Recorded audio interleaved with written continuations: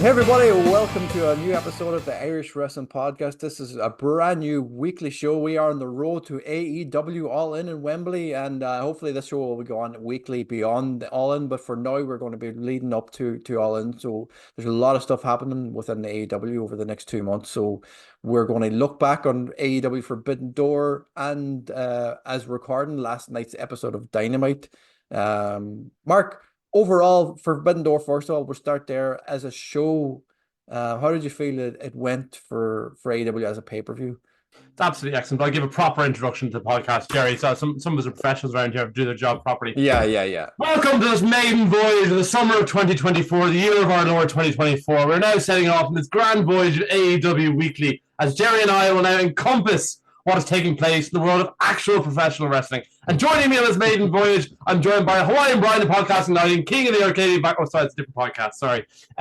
Joined by Gerry Rush. How are you, Gerry? I apologize, everybody. Mark needs to buy himself a microphone or a headset or something like that. Is it bad again, is it? No, it's all good. It's all good. I was just messing. I'm absolutely wonderful. Forbidden Door was a treat. It's outstanding. AEW since the Continental Classic at the end of last year has been bloody brilliant. It's been very overall has been brilliant. They've had monthly pay-per-views that have been out of this world. In between them, they've been having shows in Dynamite that are good to great, and it's fluctuated between the two all the way through this year. Collision's been hit or miss. Rampage has been hit or miss, and it's been building slowly, iteratively as they've moved more and more chess pieces in a row. All the while still losing talent to get through injuries and whatnot. But their programming is becoming more and more focused on what people are doing throughout that. And it kind of built to a crescendo on Monday. It felt like there's so many different pieces of long-term thinking, last night, Wednesday rather. And it just feels like things are in a bloody good place. And as Tony Khan put out, the glasses are back and the feeling is back. Glasses and feelings. A lot of feelings are back. It's a feeling of storytelling that people have been missing. I know at the start of the year, spookiness. Where's the spookiness? Do we need somebody pretending to be dead? The House of Black are no longer turning off light switches. But they're not murdering people, and they're not pretending to be. I haven't seen them shoot anybody in the head. Nobody's been shot in the head in any other. John Gable's on at least a second life. At least a second. We're not here to bash any other company. We're here to talk positive things that AEW have done over the last while. So Forbidden Door has come and gone. There's no romance angles at either. There's no romance. There's no Dirty Dawn being chased by a world champion who recognized for her talents, but instead she's being used for a romance angle and used as a pawn. Anyway, come on, sorry. You could say that between Mariah May, Tony Storm, and Mina Shirakawa. There's kind of a romance angle in there. Yeah, but it's not degrading any of the participants or diminishing their achievements or capabilities. Anyway. Yeah. Forbidden Door. As a whole, what did you think of it? Excellent. Absolutely brilliant. Wonderful pay-per-view. It was people moan about like the length of it, but like you're not up. None of us were staying up till 4 a.m. to watch it. It was a 4-hour pay-per-view. WWE shows are 3 hours. They're crap. By and large, you can't help it. They are whereas this is 4 hours of quality, whereas it's got your attention throughout. Whereas if you watch other pay-per-views, then you watch there's 1 or 2 matches, and then the rest of it is kind of generic filler. Where you're sitting in, you're watching ads, you're watching promo packages, you're watching entrances. You're not actually watching anything that's taking place at a sporting contest. If you watch UFC or boxing, they're gonna have huge undercards, and they're gonna have sub undercards. That's the way a promotional sporting promotion operates. And this is no different here. In America, people don't have the same issues we do in terms of pay-per-view length. People are watching it or engaged throughout. I thought it was absolutely brilliant. I loved every second of it. I thoroughly enjoyed it. I watched it twice the whole way through now. Twice. Really, really impressed. Mm-hmm. What was your standout moments on it? Besides, obviously the main event is going to be. We'll talk about that in a minute. But was there anything that really stood out? I really enjoyed Zack Sabre Jr. Orange Cassidy. I found myself standing on my own in my living room, standing up to applaud it, like at certain points. I thought that was absolutely incredible. I thought the Mercedes Moné Stephanie Vaquer was brilliant. Big fan of Stephanie Vaquer. Was a lot of there wasn't anything like last year, whereby like Kenny Omega, Will Ospreay just blew your mind, or Bryan Danielson, Okada was out of this world good. Ospreay Swerve was obviously excellent and amazing. Hmm. This is more a level of consistency through it. I loved Okada at the start to open the show. Like I know he's part of it, a 6 man or whatever it was, but like he was by far and away the star of the whole show, or that whole first half of the broadcast. I don't know how he's not utilized more. Like anything he does turns to gold. Any facial expression, his body language, actions, his way he takes people out, everything he does, he's a genius. I think he's unbelievable at everything he does. He's spending a lot of time with the Bucks. I think he's picked up a lot of habits off them, has he?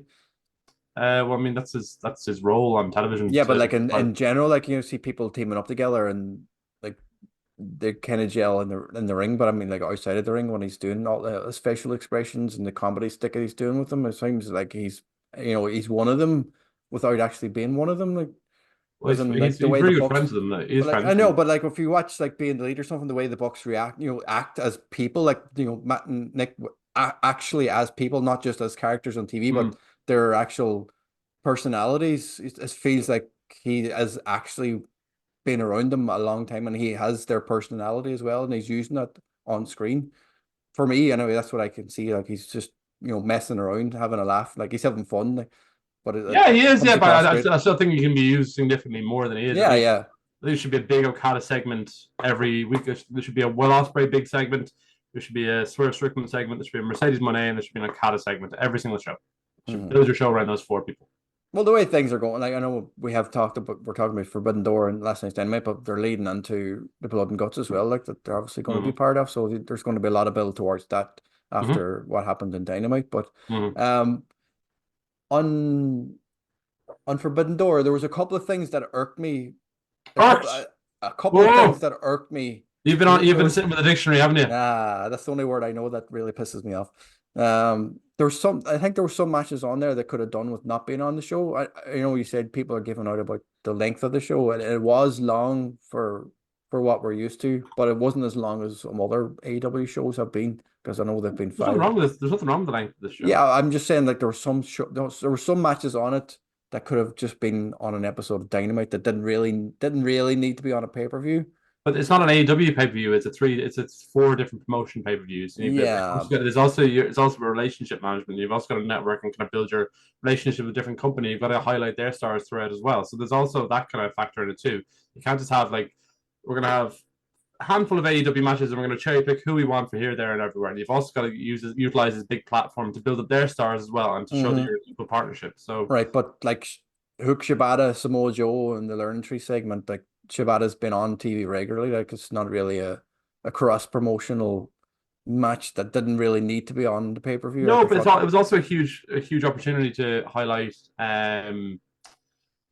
Hook again, and it's also a way to fit Jeff Cobbin, who was previously the hired gun for the Inner Circle mm, for Chris Jericho at the very start of AEW, a long time ago, nearly 5 years ago now. So that was around like a full circle moment having him back in the show. It was also a way of kind of keeping narratives fresh from week to week. It was a good way of because Shibata has obviously even though he's contracted AEW, he's still a New Japan guy. Yeah, like it's also is a pricing that means a lot to him as well. You've got to appease talent as well. So yeah. did you feel like a lot of the Japanese side of, like, besides like fucking Zack Sabre Jr. winning, like a lot of the others that came over from Japan or CMML didn't win their matches? Well, Seemed if to you be look at have have you seen a Fantastica Mania event before? a which? A Fantastica Mania. So that's the No. shows that New Japan and CMLL run. Hmm. So New Japan is run through the CMLL roster every time. Like But that's is that something that should but it be the case though? yeah, but I'm sorry. Wait, look at this. If you want to take that example, so Bryan Danielson beat Okada last year, Hmm. and the Wrestle Kingdom Okada beat Bryan Danielson. So what's the host audience? It shouldn't be about the host audience. So if it's not an There's AEW pay-per-view, like, so it should no, but be. there's these things to be taken into account for as well, and also I don't think I mean Naito beat John Moxley, so for the Yeah, that's what I'm saying. so Like, now so the out of the big matches, it's like probably four or five big matches, and you think that the big New Japan stars that were featured on the show were probably really only Zack Sabre Jr. and Naito, and they both won. And then you're looking at the Stardom star, Mina Shirakawa. Previously, she would never have been considered one of the top stars in Stardom, but she's now involved in that. She from an undercard angle, working at Club Venus previously, now being put into a mainstream angle, being featured on AEW television on a weekly basis to further a storyline and really shine a light on the fact that Bryan Danielson and Tony Khan are talking about her publicly in every interview they're doing.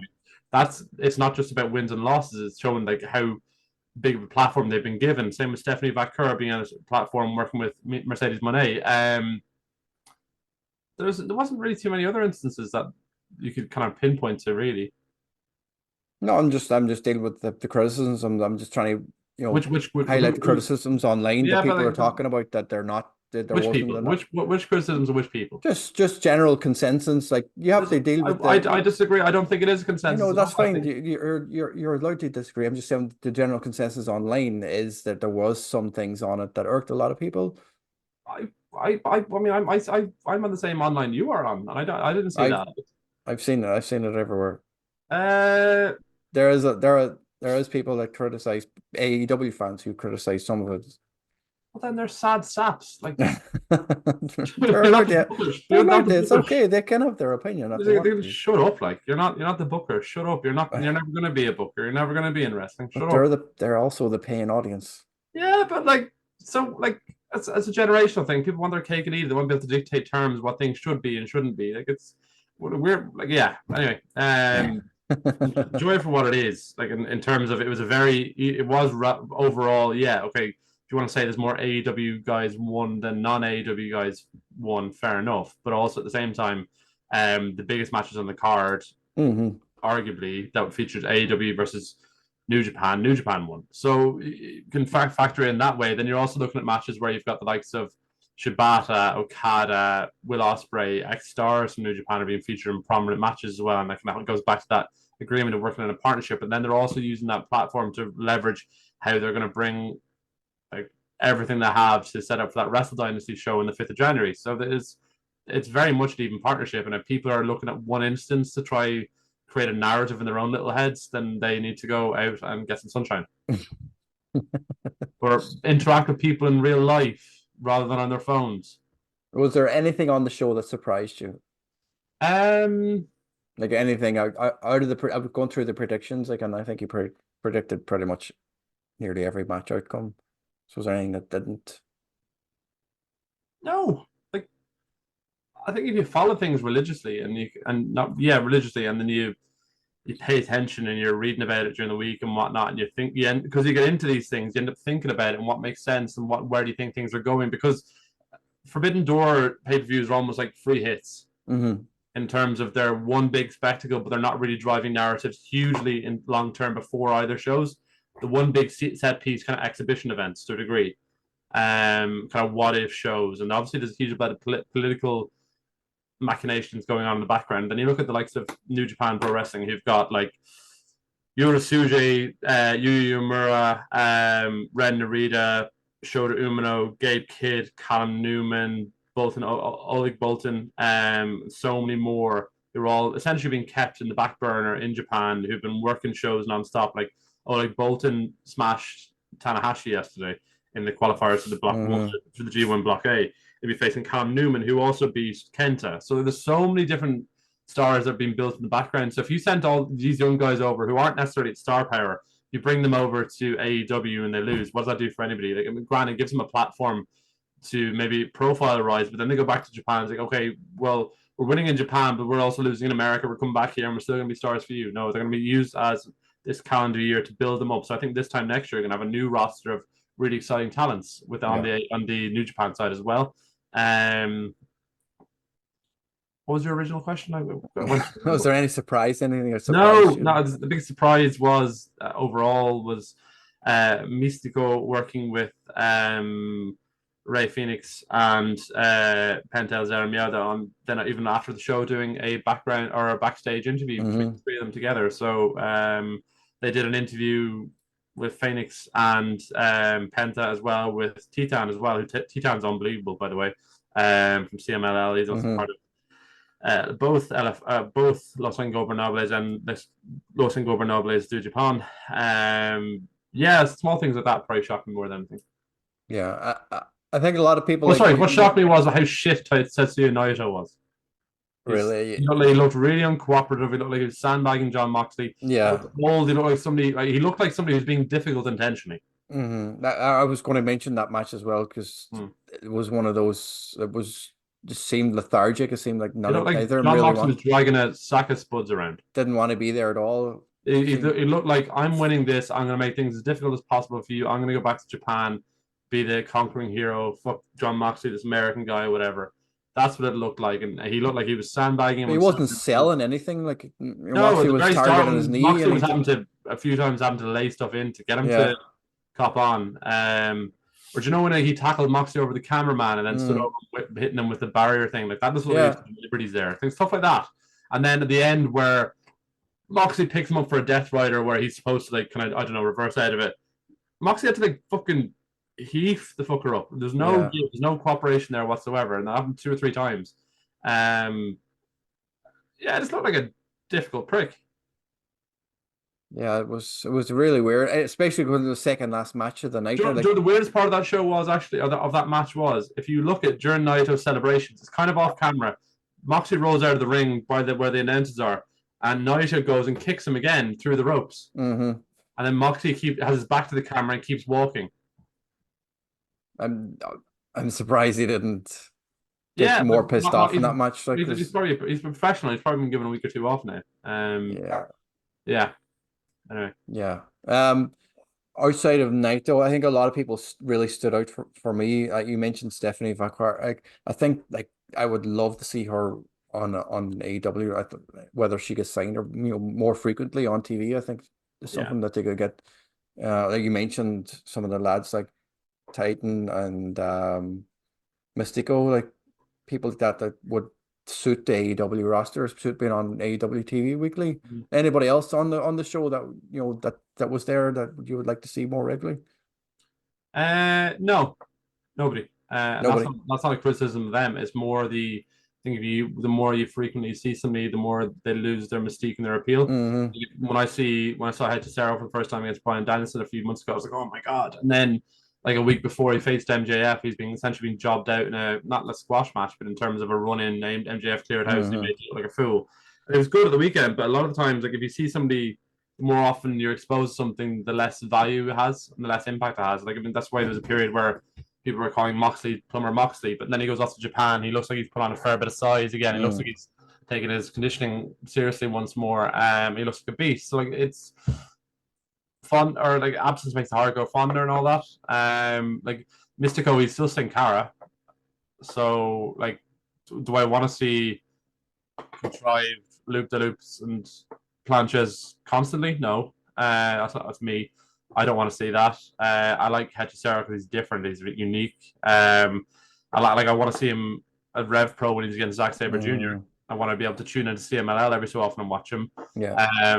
But I don't want to see him on television every week. I don't think there's any value in that. There's only a handful of lucha stars, lucha libre background stars that I think have value for television, and I think bar one, and this is going across the whole world, and I'm not including Rey Mysterio in this. I think there's only five or six stars that have value for television. I think in WWE you've got Andrade. He's the only one from WWE, I think. As a television product, I think you've got Penta, Phoenix, Bandido, and Roosh. I think they're the only five that you can put on television regularly as characters and be believable in their performances and be able to. I think Commander is good for like Rampage house shows, Yeah. Yeah. stuff. El Hijo del Vikingo is not somebody you can put on television ever, bar a couple of matches that blow your mind against Kenny Omega, but he's going to kill himself. Yeah. The Beast Mortis, he's brilliant for Ring of Honor and doing really cool matches once in a blue moon, or the old Black Taurus. Taurus, yeah. And then there's a lot from CM. There's nobody really from CMLL. Like the Volador Jr. is, aside from Mystico, has typically been their biggest guy. He wasn't on the show, but he's been on AEW matches like for tag team matches before, and he hasn't necessarily fit in. It's a different presentation, it's a different product, different style. Not everything's going to mix, and not everything's going to work. But you got to try and see what happens. So I think AEW have four of the best lucha-based talents in the world, as is four of the top five anyway. I think they should just focus on what they have in that sense. Is this true that there was no sorry, but there was a rumor about Penta's contract coming up? Is that something you've heard Contract, any yeah, about? I'm sure it is true. I mean, contract does come, contracts do conclude. They're not Whether infinite. you expect them to stay? I wouldn't expect him to go. The fact that he was on an AEW pay-per-view, Forbidden Door, of all things, and they've gone out of the way to mend a AAA CMLL relationship just to get him in. Yeah, I wouldn't expect him to go anywhere. What's he gonna do in WWE? I'm not saying there. I'm just saying No, I in know, but I mean, general. But it's. I saw people mooting about that, and no, then no. the people who were like, "Oh, that'd be cool." Then the same people online who were saying it'd be cool are like, didn't know what to suggest for him, what he was going to do, because there's nowhere in WWE he fits at all. Maybe kind of some, I don't know, Chase U. No way. No. They've got Ridge Him Holland now. and, They him don't and need Ridge it. Bloody Holland. I don't They've know. got Ridge Holland. They don't need anybody now. I don't understand it. Fucking shite. Yeah. Um, the Elite. We talked about it in the prediction show. We brought up that maybe Tanahashi might. Max Caster was awesome. Yeah. Max Caster, like, you've got incels out there who give him crap because like, oh, he says some things that are offensive. Oh, he's so problematic. But the people in the arena love him. Not everybody lives on Twitter. Not everybody lives on Discord channels. A lot of people really like him. Like, there's He only a got a lot certain of rap time this time, didn't he? Yeah, and he was brilliant, and Yeah. he's been getting more and more time recently. He's been going more and more off cuff and kind of more emotional, and he's also in fucking awesome shape as well. Yeah, he looks ridiculous. He's ridiculous. Like, he's the size of his legs as well. Like, Size of his mustache, never mind his fucking legs. mustaches are cool. Wicked. He needs. If I were him, I would. He has gigantic legs.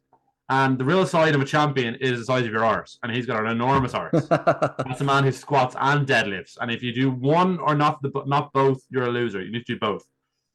So that man should be in trunks to show off his giant legs. It's a lower body business, lest we forget. What did you make of the Tanahashi Okada bits in what that we got in the match? Having Tanahashi. Cool. Okada's kind of panto stuff was just brilliant. It's just a maestro conducting an orchestra. He's just incredible. He's just soared. Anytime he's on television, he has something small to do. Anything he has to do, everything he does is just immaculate. It's brilliant. Like, I think he should be given free reign to do whatever he wants. Maybe this is what he wants. Who knows? So I thought it was very. Tanahashi kind of fit like a glove. He's kind of the elder statesman. Kind of comedy character of the three. He's not going to be able to wrestle or move around freely as he was 2 years ago. So yeah, worked out. Yeah. Another comedy character who lost Orange Cassidy lost to Zack Sabre Jr. Probably was my outside the main event and favorite match of the night. The story they're telling with Orange Cassidy now, he's on kind of a losing streak, or he's on a downward spiral kind of thing. The way they when he's in a bad mood, he wears a black t-shirt. Yeah. And when he's in a good mood, he wears a white t-shirt. There you are. And he comes out to 2 different entrance songs. Where is my mind is when he's moody, and then the other one, the upbeat one, is I can't remember the words to it. No, it's gone. Yeah, but he comes out in a white t-shirt, that one. But yeah, no, it's good, nice character arc, something different, and Zack Sabre Jr. is just class. It's wicked, isn't it? Just so good. I mean, he's even from where he was like a year or two ago, he just feels like 10 times better and bigger star. Do you think it's only a matter of time before he's snapped up? No, he has no interest in moving. I know he doesn't want to live in the States. Like he said, right? Who would? He's not necessarily economically or monetarily minded. He is a very old school. Yeah, but he's also got he's got extreme principles in terms of his way of life and what's important to him, things like that. So yeah, I don't think he'll be leaving the UK or Japan anytime soon. Yeah, cool. Main event, Ospreay and Swerve Strickland. Kind of foreseen what was going to happen with Ospreay and Don Callis and everything that went down. I didn't see them doing. I didn't foresee them doing the screwdriver thing, but not the screwdriver, but just in general, some sort of shenanigans. It shenanigans. It was very well done in terms of it wasn't like a bad, blatant, over the top kind of traditional WWE distraction. It was a quandary on Ospreay's part, but also like a back and forth between Nana and callous on the outside. That was well done. And Yeah. then like Swerve Strickland wasn't like taking advantage of something or doing something nefarious. He got up, saw an opening, and took somebody's head off. Like Mm. that's ruthless killer top guy Wicked. instinct. Yeah, and so it was brilliant. It was. I just wish Ospreay would go back to the gym. He looks like he's lost about 15 kilos since he joined AEW. Just With all the traveling. yeah, I can still eat. I know, but he's probably fucking eating airplane Yeah, food because he's still traveling. listen. It matters, and because I'm looking at Swerve optically, like looking at him and Swerve Strickland, like Swerve Strickland who used to be skin and bones, Mm-hmm. it's like a beast beside him. And Swerve Strickland's actually a big guy in real life. He's big, Yeah, yeah. He's yeah. Will huge. isn't like Will needs to go back to the gym. He just needs to. Sorry, he'll get injured if he doesn't. But anyway. Your predictions for Osprey heading into All In at the on our prediction show for Forbidden Door was MJF. It was, yeah. Is It that was, still right. your prediction? It is, yeah. Okay, so we'll move on to last night's episode of Dynamite and talk about what happened there, regarding like Osprey and Daniel Garcia in the main event. Osprey obviously won the match. He's no longer like asked to be out of the Don Callis family. He's no longer in the Don Callis family for now, for what we know.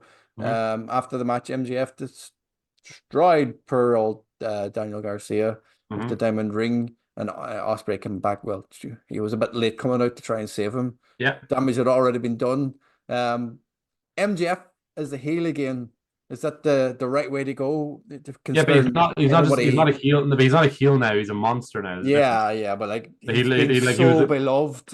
It's going to be hard for people not to like him anyway. Yeah, but then if you look at it, if you compare him physically, I saw a photo of like the last time he was wearing a white t-shirt bleeding with CM Punk before, and visually his face, his body, and everything, he looked like a child compared to what he looks like now. Yeah, he's massive. He had a kind of small man syndrome previously. Now he looks like a fucking beast, like an evil bastard who's got serious danger about him. That's the biggest difference I can see. Whereas like the previous MJF would have had to outsource to do damage, to have a team of people. This MJF, he can do it. It's a massive optic. It's like visually, it's two different species. It's not like he's gone back to being a heel. It's completely different set of circumstances. But yeah, there's a million and one things happening in this episode, and I think we go through from the start. Yeah, absolutely. Bryan Danielson was incredible. Yeah, well, they even opened the show with Garcia and MJF. They were teasing it at the start just before they even got into the first match. Like so, but having obviously Danielson won his match, his quarterfinal match and Forbidden Door to get in, they face Pac. Like, I mean, for fuck's sake, like Pac and Danielson could be twins. Like they're so fucking evenly matched. It was brilliant, and they did the same finish they did when I was at Fairfax a couple of weeks ago for Pac and Claudio. Yeah, in terms of those pins, and somebody getting caught. It shows the psychology in it is like, because it's a round robin competition, it's a knockout match. Do you remember when John Cena was facing Roman Reigns a couple of years ago, and he kept stressing, "All I need is 3 seconds, and you're out." Yeah, I need one goal, golden goal, extra time, you're out. That's what this is about. Like, okay, there's time pressures, obviously, when there's time on the clock and whatnot. I'm going to go for as many pins as I can, and eventually I'm going to catch it. And it showed how evenly matched these people were, and how desperate they are to win it. That type of finish where someone gets caught after a series of kind of back and forth and showing how even and well matched they are, like the Claudio match, it brought so much validity to the tournament and the presentation of what they're doing. And like sadly that's gonna be lost in people, but I thought it was absolutely magic. I couldn't believe when he said it. Like, it was like Excalibur. I think he said it. That was the first time they faced each other in 15 years. Yeah, that's crazy. I was like, how did they never face each other in WWE when they were there? I know they've been in tag matches in AEW, with Death Triangle and VCC. I'm sure they've locked up. I'm sure they've locked up before, have they? I don't think they have. You know, last was in Dragon Gate. I think that's really. I thought they might have crossed paths. No. Again, I guess two sides of a coin. It's always something you assume. Yeah. They probably assume themselves. It's Should we? mad, like, because I was when he said that, I was online to find out when they last faced each other, and I seen interviews, worked interviews when Neville was talking about wanting to face Daniel Bryan and stuff like that, but it never happened. It's like, why did they never go down that Yeah, road? Like, Mighty Mouse versus a Yes Man. Like that would have been dreadful. This is far better. I know, but like as in general, as performers, like they would have been able to put on some Yeah. sort of decent match. Like, Yeah, but that wouldn't have been the priority back then either. I know, yeah, but still, like, fucking hell, what a missed No. opportunity back then. Yeah. This was phenomenal. I loved this match. I loved It everything was about it. yeah, and it was my third favorite match on the show as well. Third favorite. Before we get into the next match, Mark Briscoe was out to declare Mm, himself for the Blood and Guts match. yeah, Them boys. yeah. Get you Jack Perry. Conglomeration. You didn't give us a word of the week though. No, he did not. Not this time. I He need. was I am. Well, we've got irked. You provided us Irk. with irk. Urkel. Good morning. The word of the day. Urkel. Jack Perry laid him out. Kyle O'Reilly tried to make the save, but Okada laid him out with a Yes, and rainmaker. he let it linger, and he like stood there looking at the camera, and his face and his body language. Okada is just So, is this the team? Is this Team AEW? Are we getting Kyle O'Reilly and And when the acclaim Mark came out, then Briscoe and the acclaim came out, then Is that the team? that'd be 4 of the 5, yeah. And do we have an idea? You're going to try and throw out an idea, a name for the It'd be fifth? Swerve and Hangman. Really? Yeah, 100%, Okay. 1,000,000%, 1,000,000%. No. You can go to the bookies right now. You'll be irked if it doesn't happen. There'll be no working. It's gonna happen. Irk. Has to happen. Has to happen. Has to happen by. Yeah. No. Yeah. Be Swerve and Hangman. Yeah, because Swerve has already teased doing the Blood and Guts match with the Elite previously over the last couple of weeks. So you'll have the Elite plus Hangman. Then you'll have acclaimed Kyle O'Reilly, Mark Briscoe, and Swerve. Kyle O'Reilly disappeared off camera very, very quickly after he took that Rainmaker. So yeah, it's just something to consider. He didn't stick about for a beatdown, so just keep an eye on that. Yeah, potentially in the future. If he's suddenly not in the match, just maybe he's hurt his neck again or something. You never know. That was just something that kind of popped up to me because the beatdown continued without him in the ring, and it just felt weird. Do you know what I mean? Like he was there and then he was gone. So they might, Anyway, I didn't pick up on that at all. Yeah, that's good stuff. Next Same match, semi-final match in the women's Owen Hart Cup. This is my favorite match. Willow and Chris Statlander. This is awesome. Tell me about it. The desperation to win plus the animosity that Chris Statlander abandons her principles of being a slivery, snaky, Stokely Hathaway sidekick, and she just charges up the ramp to batter Willow, and they go at it from the start. I thought, it was like you could say in another demographics, you talk about matches being two meaty men slapping meat, and it was kind of the equivalent, two big, strong women beating the piss out of each other. Really going at it, really laying it in. Chris Statlander hit an F5, which was really impressive. Yeah. I like Willow had a fucking German suplex off the top rope. Yeah, it was really, really cool. I think the two of them are unbelievable. I've loved them for a long time now. Everything they do, and Willow's promo backstage with Renee Paquette was incredible. Nothing matters, so keep smile anyway. That's kind of her tagline, and she kind of brought it around like a Hard Times promo, like Dusty Rhodes. It was done so well, and it was scripted so well. I'd obviously done not scripting with a writer or something, but scripted herself in terms of the cadence, the build, and the tempo. Talking about putting ourselves in the shoes of a little girl to do something. That's the way you kind of build love and admiration for a character, and it's going to build grow more from a young girl you want to see become Willow in the future type thing. I thought everything between all of them was done excellently. Even the promo they did midweek with Sophie Hathaway and Chris Statlander pretending to go to that wrestling, the after school wrestling place. Yeah. The children weren't there. It was stuff like that was very, very well done. It's funny. The finish Shane and Stokely Hathaway kind of costing Chris Statlander was good because initially it felt like this match was coming very, very soon for their rivalry. But the way that it kind of was done, that like Stokely Hathaway will almost be like dismissed if they ever have a match down the road, so he's not really a factor. It was just excellent. It's brilliantly well done. I thought the match was good. It was just, I think the finish actually irked me a little bit.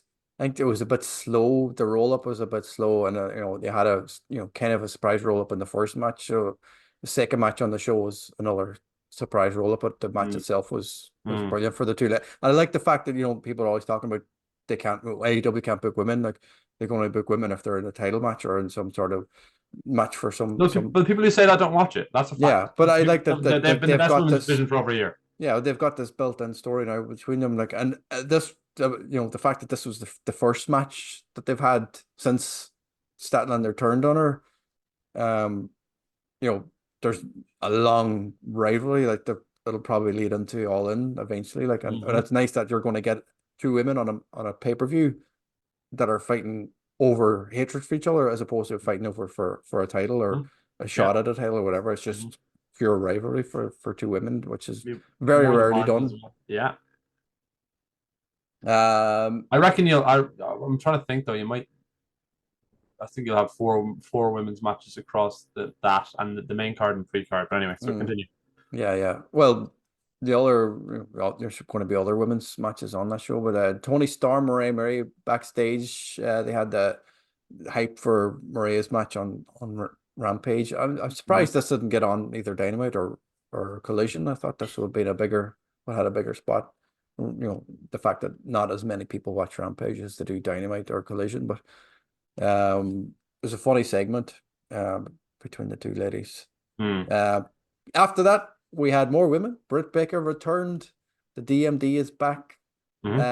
Out to basically tell everybody why she was out for so long. Told about her That health was issues. absolutely ridiculous that she had to stand out there and tell people about her personal medical history. Uh-huh. Like she can talk about like torn labrums in her hip. She can talk, I had a health, she can talk about a health condition. Wrestling fans have this entitlement. Oh, we're owed to know what's wrong with you. No, you're Hmm. not. You're owed nothing. Like a serious medical condition like that. The way she described it, I was like, well, I've probably had a bit of that. Kind of rang a bit close to that, or yeah, came a bit close to home for me. But Yeah. there's no need for somebody to go out there and explain in full detail what they've had to do personally. Like, I know the fans have been hounding Tony Khan and press conferences. Like, oh, what's wrong with her? What's wrong with her? But like, that's none of their business. She's not on television. She's like, if I was, because they're in a public industry or whatever, fair enough. But like, if I'm in my job, I've been signed off work, and other employees within the company are continuously going up to my manager asking what's wrong with me, even though I've got a long term illness, for example. Hmm. And he says, I can't tell you, or I guess that's none of your business. That doesn't mean like you shouldn't get irked by that. That's none of your business. Somebody's personal medical information is none of your business. And I don't understand why she had to stand out there because she could talk. She could have done a promo about like back injuries, hip injuries, and then gone into I'm back, baby, talk about the past, the present, the future, and then Mercedes Moné comes out. It was all very well done, but the fuck have to talk about essentially a minor stroke she had and being in Yeah. hospital for weeks and Which stuff is like that. That's scary as fuck. scary as fuck. I mean, going back to professional wrestling at 32 years old after you've had essentially a stroke probably isn't the best thing in the world, but that's none of my business either. And we should know people will be passing judgment on that. Like, Hmm. again, nothing to do with us. And I think we should leave it at that. Yeah. But the segment itself was very well done. What did you think of the back and forth she had with Mercedes after she came out for her title celebration? It felt WWE-esque a bit. Mm. They said bitch. And when they talk about when yeah, bitch, you bitch, bitch, bitch, and then get back of the line. What line? Ah, oh, bitch. Like she said, get to the back of the line, and then kind of agreed that they're having a match. Do you know what I mean? It was kind of okay. It was very well delivered, and the crowd added a huge amount, and it felt very big. But if you actually just Hmm. focus on like what's being said and what's being done, it felt like I know they've also got Jen Pepperman, who's the head, a former writer as well, and she's heavily aligned and devising these segments as well. I just felt, yeah, just the verbiage felt on that part, they're kind of going back and forth. You're a bitch. You're a bitch. Well, if everybody's a bitch, nobody's a bitch. Is it You say something else. does the word bitch irk you? No, it means nothing if people keep saying it. I know, but if everybody keeps saying it, Use the C word on American television. oh, can't do That'd be that. hilarious. They shut down.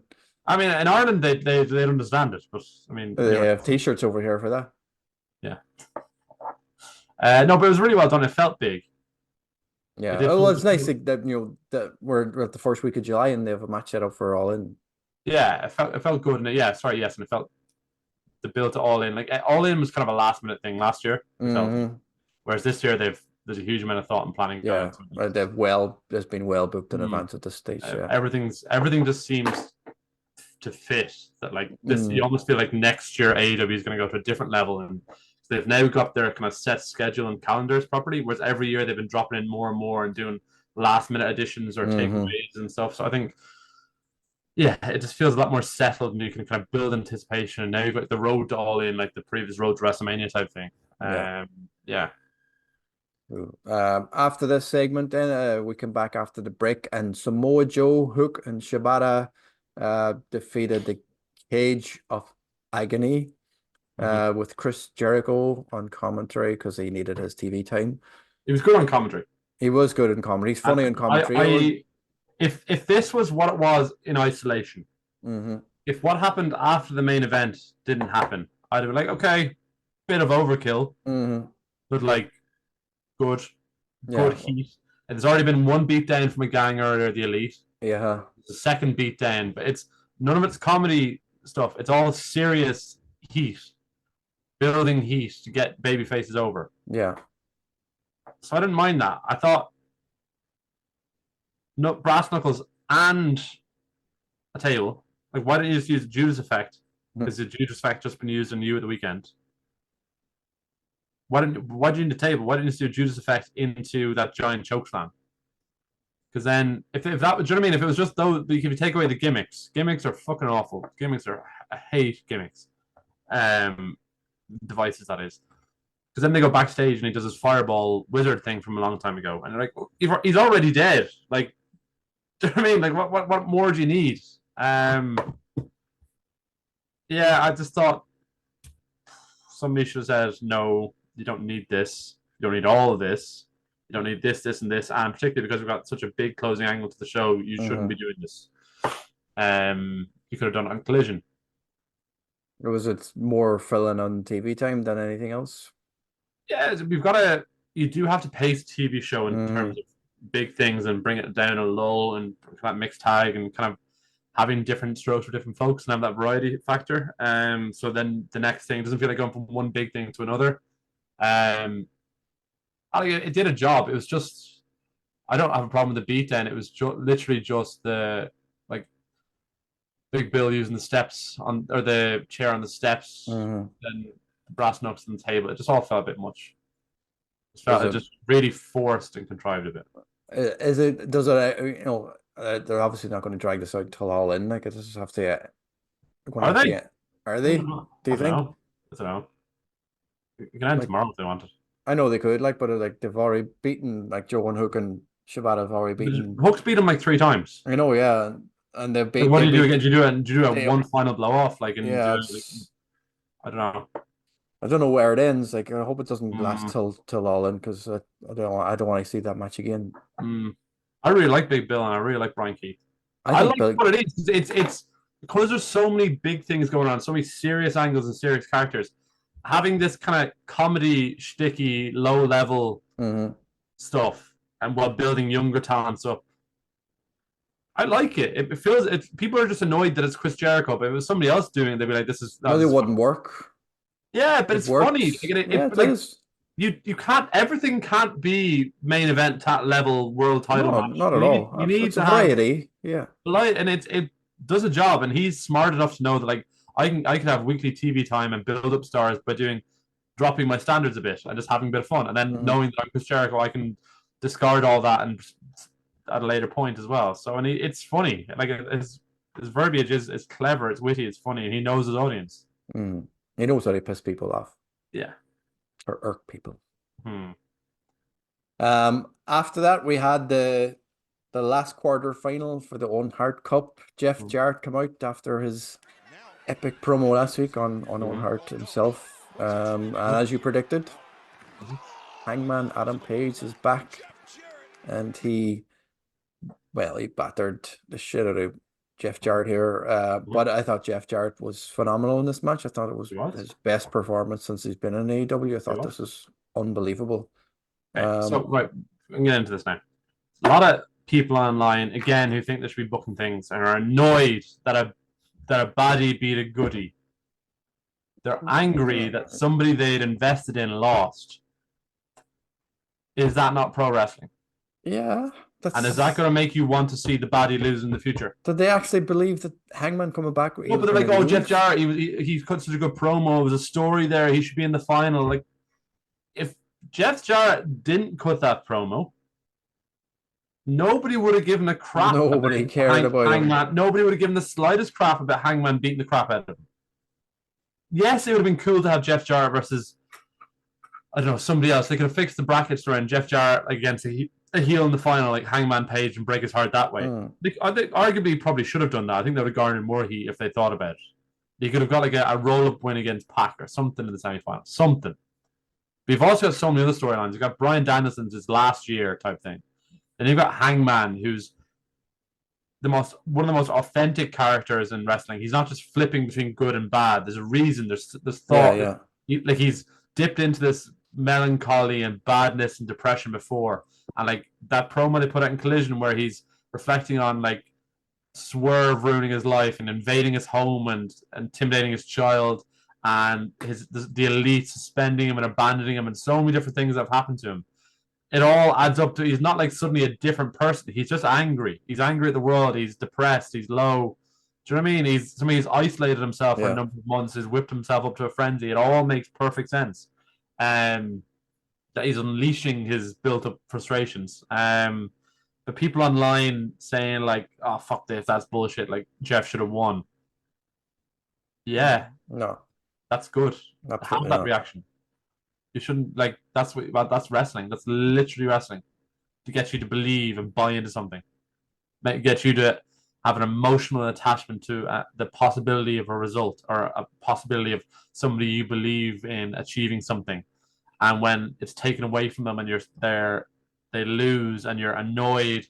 And the person who takes it away from you, if you want them to lose going forward, it makes you tune in more, and it also makes you want to see what the person who lost does next and where's that go in the card. Just from one backstage promo I filled out a couple of weeks ago and went online to all that change in the space of a week.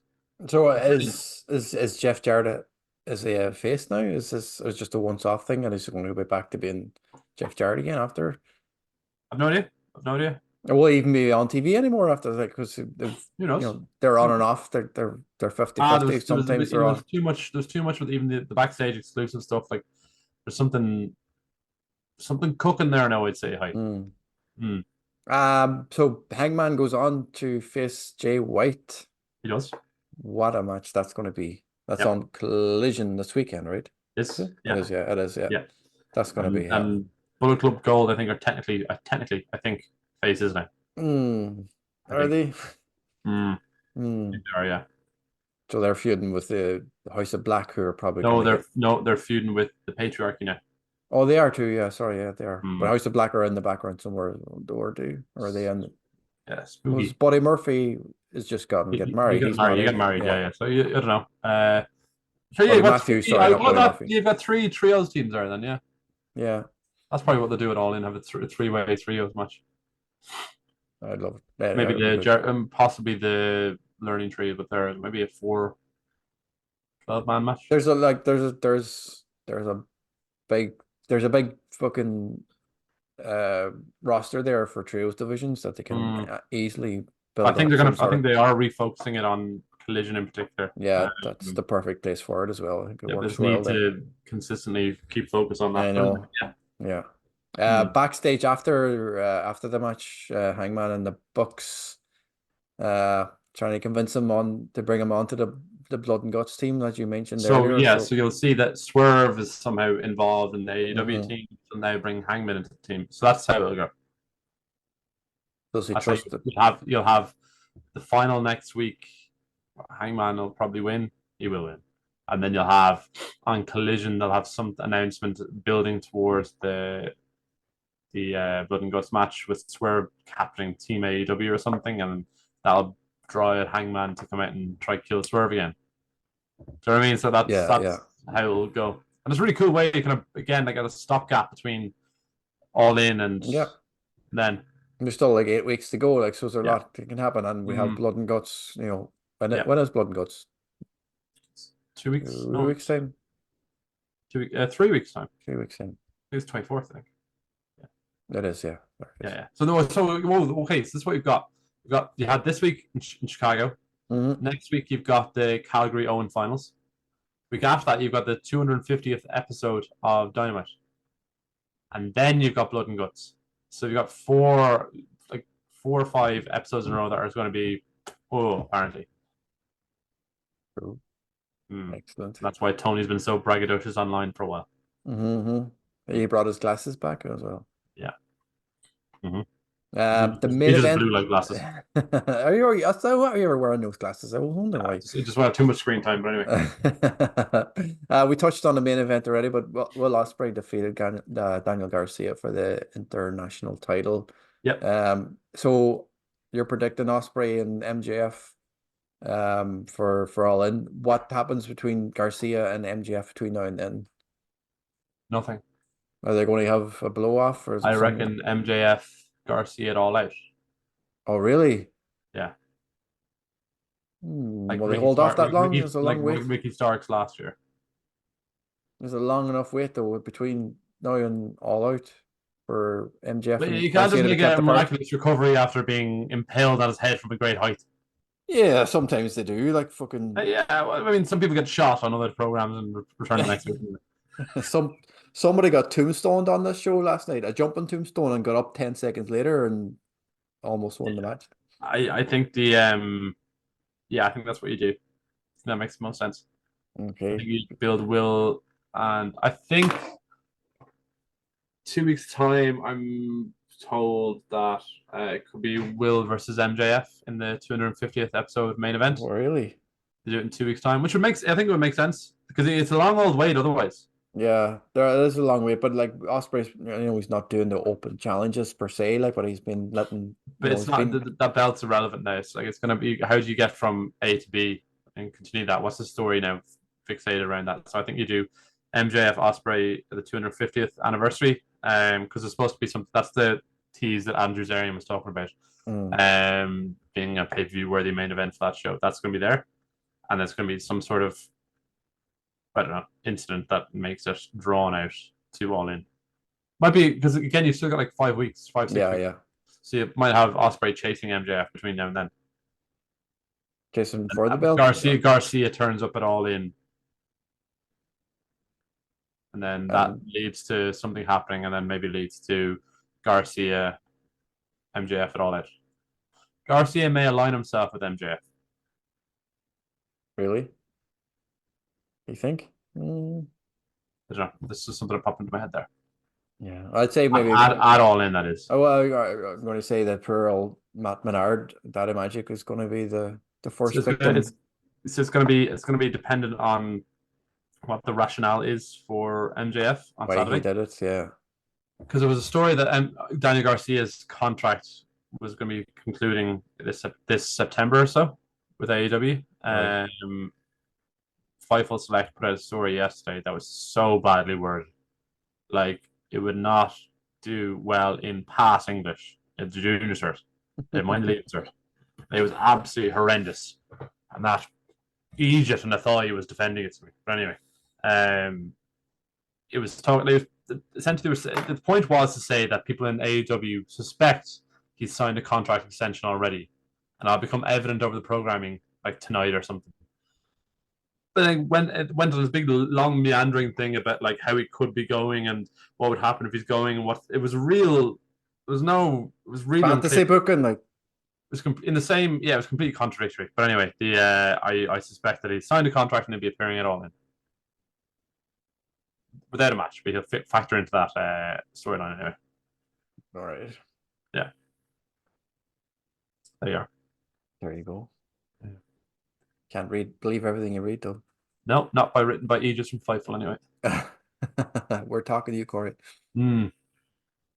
Right. That's what's coming. Have you announced anything else for Collision? The one semifinals. There's a Owen semifinals, they've got there's a few things I think. There's Owen semifinals, they've got the Tony Storms in a match. Hangman's, yeah. Look at this. I can't remember off the top of my head. Quickly, hurry up there, boy. Have it. Talk, talk, I talk. have it. I have it. I have it. Roosh and Commander. Oh yes. No, it's Uh, Rampage. oh, that's Rampage. Sorry. Oh, that's a Salt Bar Spring Break. MJF will kick off Collision Hmm. to explain his actions. Yes, Uh, that's going to be huge. I mean, the rationale, the logic behind that, it has to be like it's got to be something like you're not real AEW. You're letting this. You wouldn't use the ring to beat this prick who's just a yeah, blow in. Do you know what I mean? It's going to have to get really personal about Osprey, and it's going. That's yeah. yeah, that'll be good. They also announced they're coming back to Chicago for Collision Are on the they? 6th of September ahead of All Out Mm-hmm. on the 7th. So Yep. Chicago is the like if you're a wrestling fan living in America and you live in Chicago, you're Mm-hmm. probably in the best place. Yep. I'd love to go But there. they announced the schedule for Chicago and these shows months ago, but the tickets went on sale last night. All right. Yeah. Oh yeah, I suppose they would have done all right. Yeah. Yeah, so that's the show. And Mark, anything else coming up? You've been killing it with interviews over the last couple of weeks. Have you anything else lined up or anything else people can look forward to Lots, an enormous amount actually. But it's hard without giving it away? scheduling Without what. Yeah. Supposed to be sitting down with a guy called Justin Dillon who runs the Wrestling Classic. They're a big outlet, very famous. Gets referenced on television a lot of times. Cool guy. Um, I'm trying to think of what I can and can't say. Shane Haste from the Mighty mm. O'Neill, former WWE Slapjack. Oh yeah, Uh, yeah. his He's- compatriot in that weird underground faction, whatever they were in WWE at the time during COVID. Dijak potentially. Retribution. Yeah, Carrie Silken from who used to run Ring of Honor. Uh, Conrad Thompson. Um, Stephanie Vaquer. There's a few other people. That's a lot. That's a There's, lot over the next few weeks, so yeah, and there's a stay few other people tuned. I'm trying to convince, like Anthony Ogogo. But anyway, Yeah, yeah. we can get him on. We know a few people who can get him on. Mm. Right. You can check out bodyslam.net and Irish Wrestling website, Irish Wrestling Entertainment at WordPress.com, and our YouTube channels for all of Mark's interviews and all our episodes, all our previous episodes. And like I said at the start of the show, this will be a weekly show leading up to and beyond AEW All In and All Out. Every Friday, this will air ahead of, like we said, AEW All In. But lads, thanks again for joining us. Mark, thanks for coming on. Always a pleasure having you on to talk about AEW because you are the resident AEW Mark, and you'll forever be a Mark. Well, out of the Irish Wrestling podcast people, I'm the only one who watches all wrestling. So there you are. Yeah, you do, yeah. Except for WWE because you hate them. I watch everything. Yeah. Okay. Thanks for that. Talk to you next week and don't get hurt too much.